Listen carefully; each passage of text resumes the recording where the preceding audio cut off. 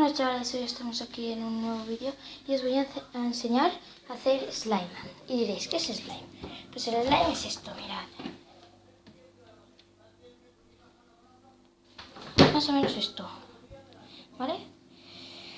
A ver, para empezar necesitamos esto, harina de trigo y jabón líquido de cualquier marca, la que queráis. Vale, empezamos poniendo esto y le ponemos un poquito de jabón líquido.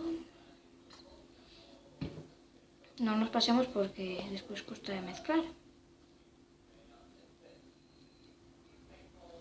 Lo mezclamos todo. Bueno, vuelvo cuando lo tenga todo mezclado, ¿vale? Si después hace falta, le podemos poner un poco más de jabón. A ver, le ponemos un poquito más de jabón.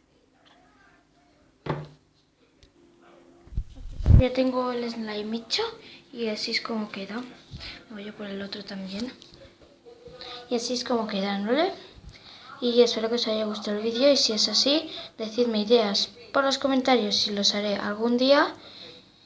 Y bueno, darle like, suscribiros y compartir el vídeo si queréis, no es obligado, ¿vale? Adiós chicos.